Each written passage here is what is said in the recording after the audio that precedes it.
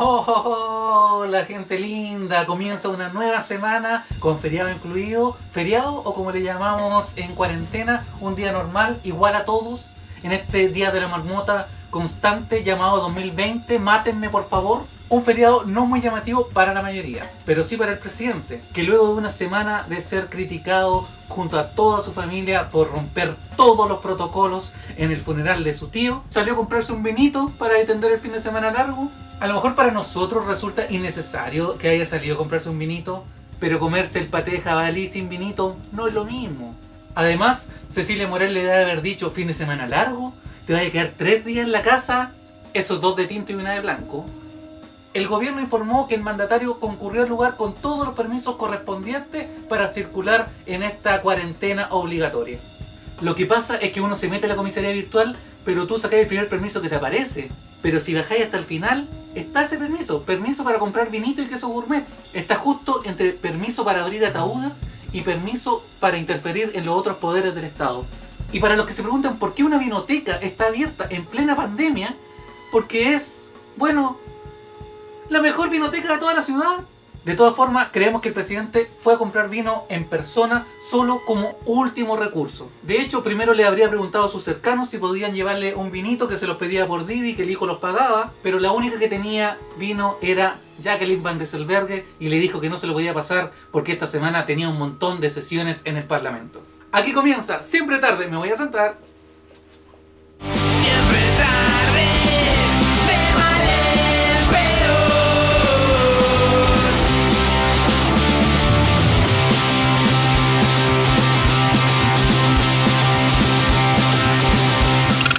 Bienvenidos a un nuevo capítulo de Siempre Tarde. Hoy día vamos a hablar de la ex ministra de Educación, Marcela Cubillos, que imitó lo que para ella debe ser el mayor legado de la primer ministro de Nueva Zelanda, Jacinda Ardern: bajarse el 20% del sueldo a las autoridades para lograr mayor igualdad en esta época de pandemia. No. Determinar medidas contundentes que acaben con los contagios dentro del país y ser un ejemplo a nivel mundial. Nah. Los videitos. Así es, Marcela Cubillos le copió los videitos que hace Jacinda Ardern, donde por ejemplo explica en 2 minutos lo que ha hecho en 2 años de gobierno, o explica los 100 primeros días del gobierno en 1 minuto. The team has decided to set me a challenge to see whether or not I can run through the last 2 years in 2 minutes. So here's some key headline achievements, not everything, but I'm going to see whether or not I can at least get some of it in. So, start the clock. We've created 92,000 jobs. We've built more than 2,200 state houses. Algo que también podría copiar este gobierno, y creo yo que hasta le sobraría tiempo. Sin embargo, la ex ministra de Educación, ahora ferviente propulsora del rechazo, nos trajo lo que se llamaría en el país la versión fruna del video. Porque es de mala calidad, no porque incluya hostigamiento laboral, falso permiso y suicidio de sus trabajadores. Unos pocos privilegiados se sienten con derecho a decidir cuándo cumplir la ley y cuándo no. ¿Puede decir usted un día que no va a cumplir la ley? No. El video no tiene ni un sentido, porque no sigue ninguna lógica. Los videos de Jacinda Ardern obedecen a una lógica de hacer 2 años en 2 minutos, 100 días, 1 minuto, y que además se supone que son retos que les da su equipo. Sin embargo, Marcela Cubillos explica 3 ideas en 140 segundos, que no tienen ni un parámetro de por qué eligieron esos 140 segundos. ¿Será por los 140 caracteres de Twitter? Los doblaron hace 3 años. Un número más antojadizo que la cifra de muertos y contagiados de este gobierno. Y hablando de eso, ¿no se supone que la derecha, para lo que son buenos, para buenos, es para los números? Entonces, ¿por qué no sabemos cuántos contagiados hay realmente? No sabemos cuántos muertos tenemos. Y ahora que lo pienso, después del último censo, no sabemos ni cuántos somos. Y sobre lo mismo, ¿por qué una ex ministra de Educación, dice que hace un video de 140 segundos cuando el video dura 1 minuto 40? Porque 1 minuto 40 no son 140 segundos, son 100 segundos. Dejen de manipular las cifras. 1 minuto 40 no son 140 segundos. 32 personas en un funeral no son 20 familiares lo que cuentan. Un muerto no es un recuperado. Y Nicolás Monkeberg no tiene 46 años. Yo sé que no tiene nada que ver, pero ¿cuándo vamos a hablar de ese tema? Para terminar, no me voy a referir al contenido del video, que básicamente son 3 ideas. Las mociones que serían anticonstitucionales de los parlamentarios, la comparación entre tener que usar el seguro de cesantía y retirar el 10% de los fondos de AFP, y la violencia en la Araucanía. O por lo menos eso es lo que dice, porque lo que se escucha es... Tampoco voy a criticarla por hablar rápido y que se la entienda poco, porque con qué cara, o sea, este programa básicamente es eso, una persona hablando muy rápido y que se la entiende muy poco. Sería muy cara de raja. Sería como que Piñera dijera que todos somos iguales ante la ley y todos merecemos la misma justicia, y luego apareciera en un video comprándose un vinito en plena cuarentena.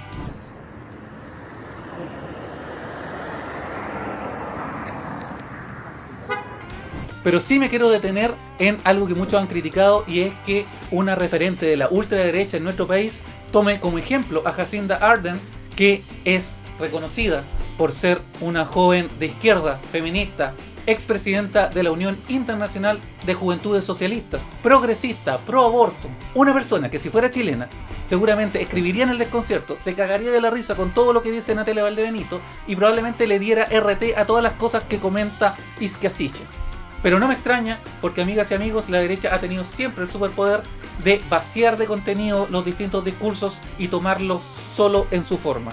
Lo han hecho con el feminismo, con las disidencias sexuales, lo han hecho con las manifestaciones en general. De hecho, hace unos días se cumplió un año de un acto reivindicatorio que por fin acabó con la discriminación y logró la igualdad de derechos en tiempos de orgullo. Ya volvemos con más de Siempre Tarde.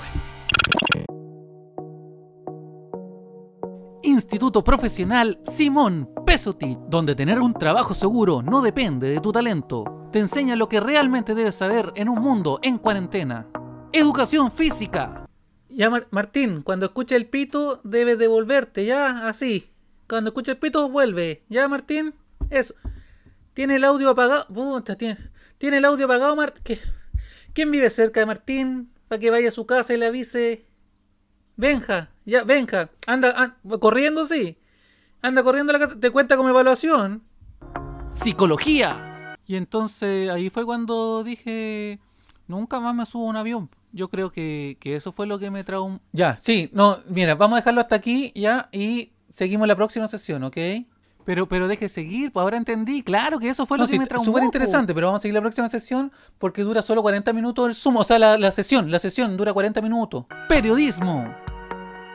Así es, Soledad. El conflicto entre Bielorrusia y Serbia es complejo y ha aumentado. Los factores son variados y para profundizar en este tema es que tenemos a mi abuelita. Arquitectura. ¿Qué cuarentena? Quiero dormir, por favor. Medicina. A ver, acerca un poquito más la uretra. La uretra, acércala un poquito más. Eso, ahí. No, está fea la cosa. Instituto Profesional Simón Pesutit, donde tener un trabajo seguro no depende de tu talento. Uy, perdón, me pillaron viendo unos buenos memes. Pero ya estamos de vuelta en Siempre Tarde. Y quiero que sigamos hablando de lo que hablábamos en el bloque anterior, porque Nueva Zelanda no solo ha sido ejemplo para la ex ministra de Educación Marcela Cubillos, sino que el país ha sido ejemplo a nivel mundial, ha sido ejemplo para todos. Bueno, para todos, menos para el nuevo ministro de Salud, París, porque su ejemplo a seguir es Bombalet. No es el momento de abandonar la batalla. Queremos un segundo aire, como decía Bombalet, y ese es lo que nos falta.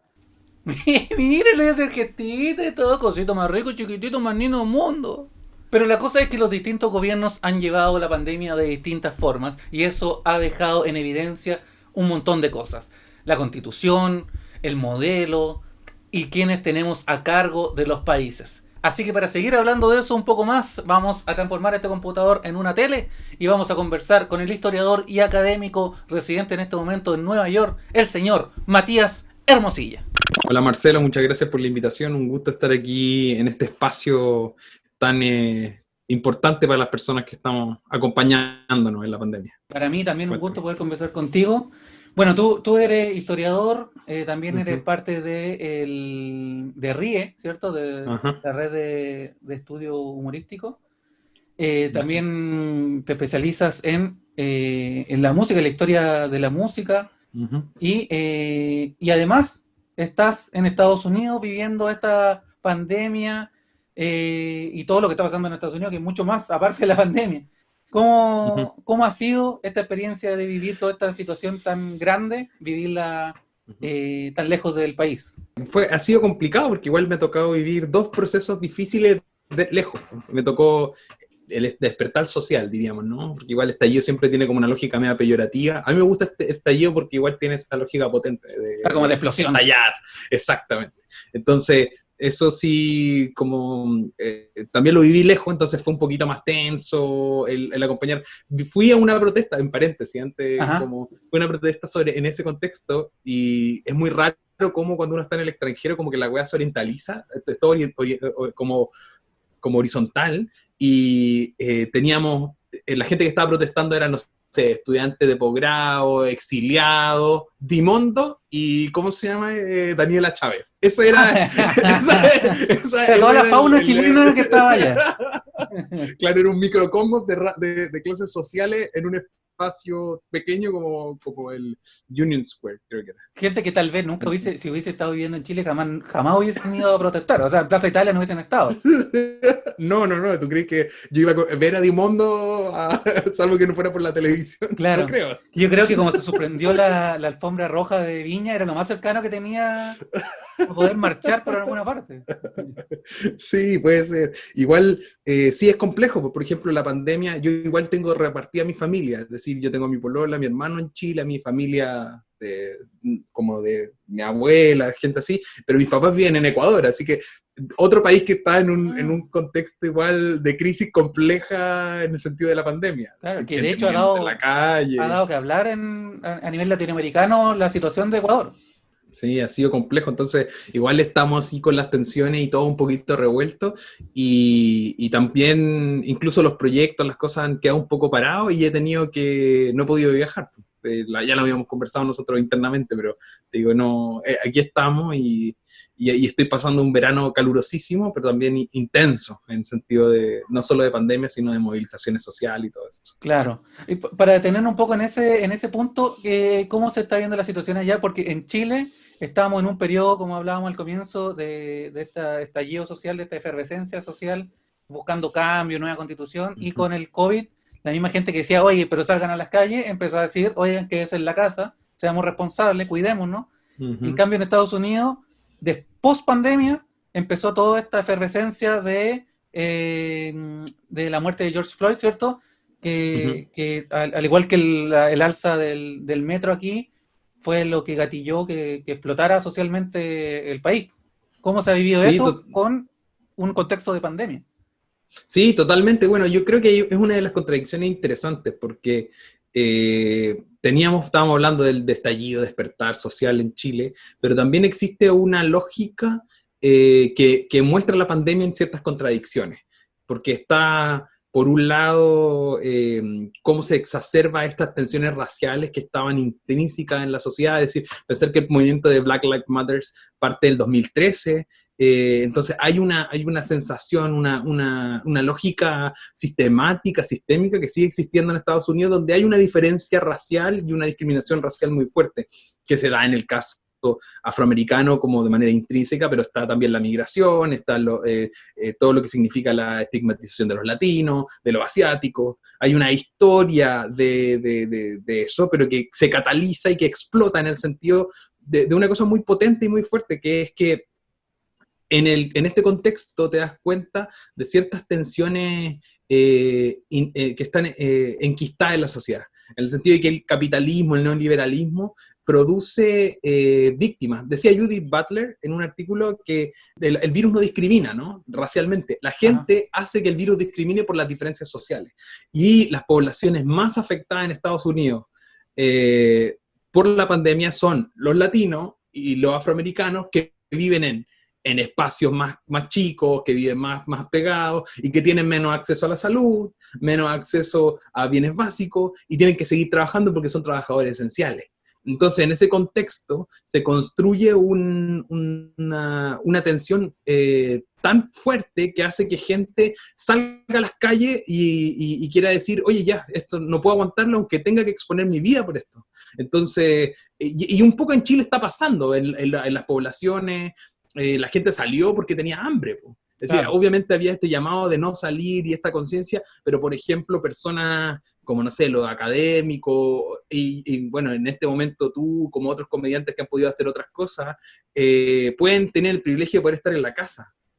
Pero en otros casos, otras personas no pueden hacerlo, ¿cachai? Hay gente que son trabajadores esenciales o que están hacinados en un espacio donde viven, no sé, 30 personas en una misma casa, que es súper difícil como contener el contagio y también el gobierno no provee las necesidades básicas. Entonces, en eso aparecen todas las tensiones del neoliberalismo en sí. Explotan, aparecen, se hacen carne, y eso genera que estas tensiones raciales, culturales, políticas, vuelvan a aparecer en las calles y haga que la gente incluso exponga sus vidas por eso. ¿Crees tú que, bueno, reforzando un poco lo que estábamos hablando recién, evidencia esta pandemia los agujeros del sistema? ¿Crees que hay países que se han visto más afectados no solo por cómo el gobierno hoy en día ha llevado la situación, sino que por el modelo que sustenta ese gobierno? Sí, totalmente. Hay ciertos análisis que tienen que ver con eso. Es decir, ya los filósofos que se han transformado, los filósofos de la crisis, ya han aparecido y han dado han dicho su frase, no sé, yo quizás soy menos Byung-Chul Han y más Zizek, pero hay ciertas tensiones sobre cómo ciertos gobiernos se comportan con lo que Zizek llama el animismo del capitalismo, es decir, darle vida y humanidad al cuerpo del capitalismo, es decir, la economía se humaniza, está en depresión, ¿cachai? Entonces, hay ciertos grupos que empiezan a darle cuerpo y tensión y mayor valor a la vida del mercado que a la vida de las personas, y en esos espacios es donde tú tienes las mayores tensiones complejas, es decir, Chile estaba supuestamente haciendo las cosas bien hasta que fue mayo, supuestamente haciendo las cosas bien, y en ese proceso lo único que querían era abrir, es decir, abrieron en medio de la pandemia un mall. Claro. Entonces hay una necesidad, una tensión, unas ganas de querer abrir y sacar todo al mercado, y eso un poco se ve en Estados Unidos también. Hay una tensión entre estados y gobierno federal, ¿no? Es decir, el Estado central Trump y la administración Trump, y los gobiernos estatales, donde hay ciertos gobiernos estatales que son muy pro abrir y todo eso, que están viendo brote ahora como Florida, Texas. Esos estados están viendo un montón de brote de virus porque lo único que querían abrir, y mientras que Nueva York, que empezó muy mal, es decir, que fue el estado quizás hasta hoy todavía el más afectado de Estados Unidos, empezó a generar una política de contener, pero siempre desde la perspectiva, y algo que es muy curioso en Estados Unidos, siempre desde la perspectiva en que uno no puede reprimir la libertad del otro, es decir, en Estados Unidos tú no puedes, prácticamente no ha habido toque de queda. Los únicos 2 toques de queda que hubo fue cuando empezaron las protestas. Entonces no había toque de queda por la pandemia. La construcción de este imaginario de la libertad, de que la gente tiene que tener libertad, produce esas tensiones, pero a lo que voy es que, en función a tu pregunta, creo que tienes toda la razón. Creo que los modelos afectan la forma en que se puede controlar o no se puede controlar.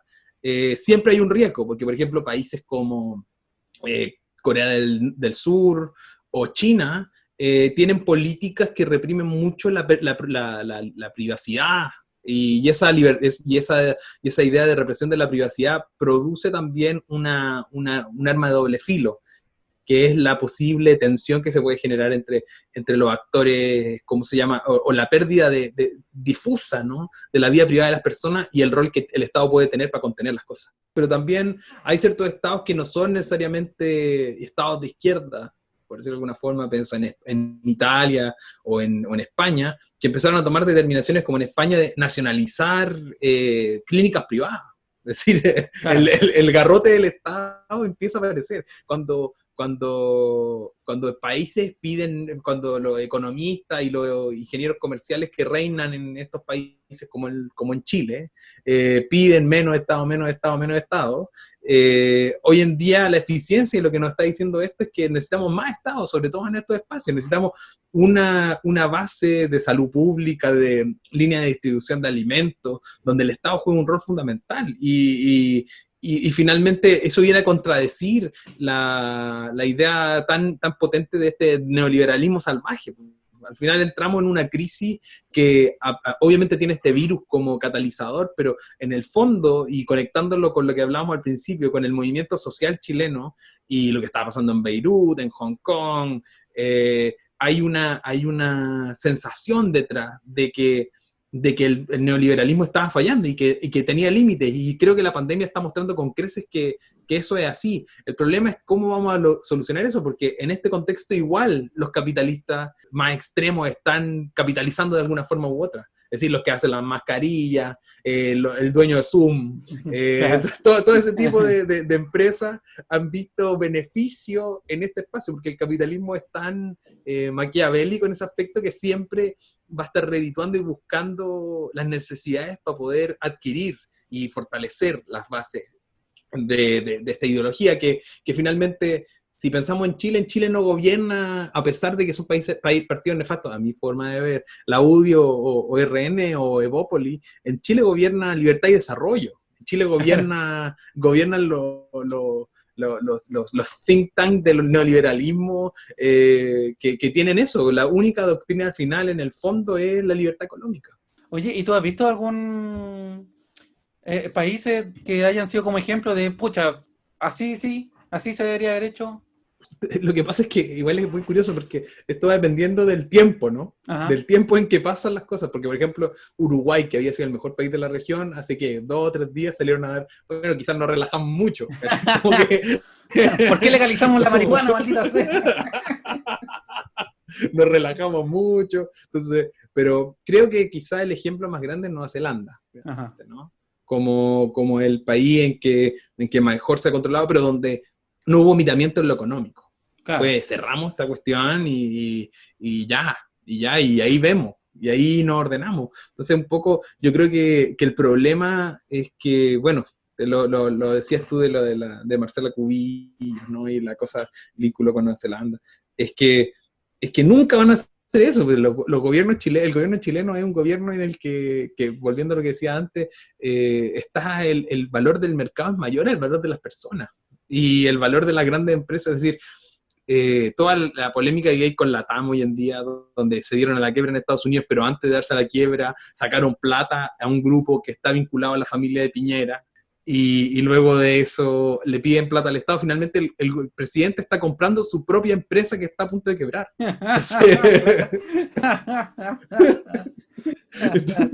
Entonces, como me salvo mi propia empresa de Claro. que está quebrando, y al final todo bien como antes. ¿Y cómo lo argumento? Bueno, es que Alemania compró su línea aérea que estaba quebrando.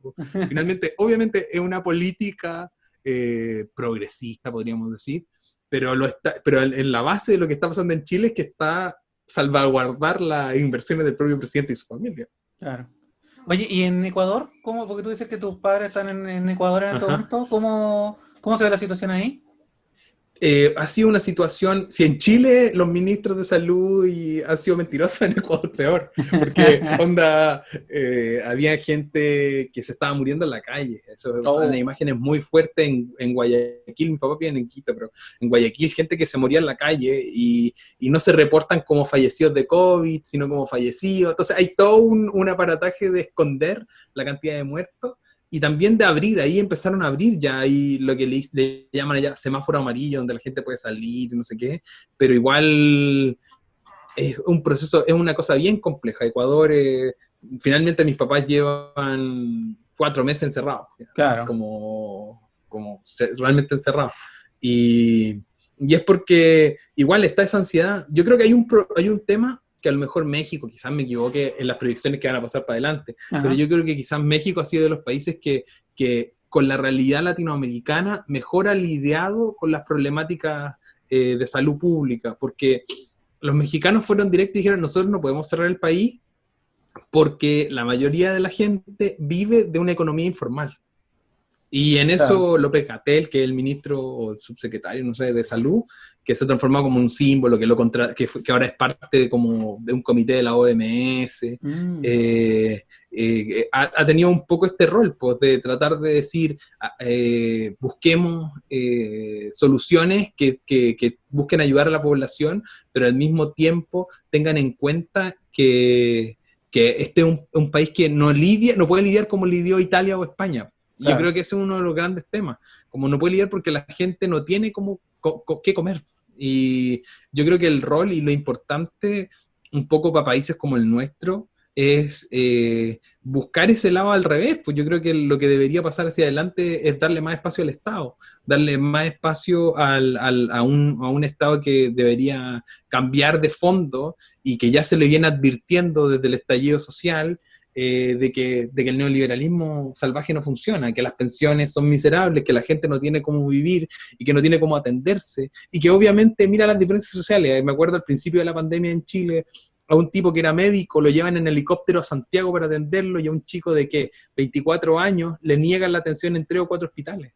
Claro. Yo tengo casos de amigos que familiares han tenido COVID y que están en el sistema público y que no les dan ninguna solución. La mamá de una amiga con neumonitis y al final tuvo que llevarlo a pagar una consulta particular para poder conseguir soluciones. Es decir, hay mucha diferencia en Chile entre la salud pública y la salud privada. Entonces es durísimo ver esas lógicas donde al final, a fin de cuentas, lo que más le importa al Estado es el mercado, el mal del ingeniero comercial.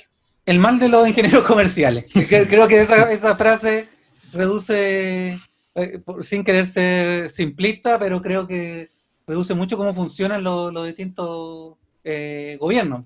Estos gobiernos con esta mentalidad de ingeniero comercial, que es de que hay que optimizar todo y tratar de asegurar la economía lo más posible. Que para terminar, ¿ves esperanza en Estados Unidos, en Chile? ¿Crees que las cosas puede dar un giro a que las cosas se hagan bien? ¿O crees que por este mal del ingeniero comercial estamos fritos? Espero. Yo creo que al final en Estados Unidos hay una elección ahora, Ajá. en meses más. Esperamos que la locura del gobierno actual se frene. En Chile yo creo que el gobierno es un gobierno fallido hace rato. Ajá. Y espero que sean capaces en algún momento de tomar un paso al costado o de tratar de tomar determinaciones que no tengan que ver con esa lógica, porque al final el legado de esto, obviamente, si volvemos, están los Chicago Boys, está todo este legado de también, en ese problema de los ingenieros comerciales, es una cosa intrínseca y una base central en esto, es que claro, le hemos dado un rol a los administradores económicos Ajá. en todos los espacios de la sociedad, más que no sé, decir, ¿cómo puede ser que el Ministerio de Educación no sea dirigido por un profesor? Claro. ¿Cómo puede ser que el Ministerio de Salud tenga hasta antes una persona que tenía un máster falso en la declaración, pero decía máster ¿cómo era? ¿En gestión de salud? En gestión, claro, en gestión económica de la salud. Claro. Entonces, finalmente, un ingeniero comercial de la salud. Entonces, transformamos a un sistema, un Estado completo, en un grupo de personas a las que no le interesan las personas. Claro. Solamente le interesa el mercado. Perfecto. Entonces, cuando lo cambiemos, si podemos cambiarlo, ahí está la esperanza. Claro. Genial. Cerremos las carreras de ingeniería comercial. Ahí está la solución. Cerremos la carrera de ingeniería comercial. Ya, Matías, muchas gracias por estos minutos de conversación. Siempre es un placer conversar contigo. Y bueno, Gracias, así amigo. damos cierre a un nuevo capítulo de Siempre Tarde. Nos vemos en un próximo capítulo. Que estén bien. Nos vemos. Chao, chao. Chao, chao, chao, chao, chao, chao. Siempre tarde.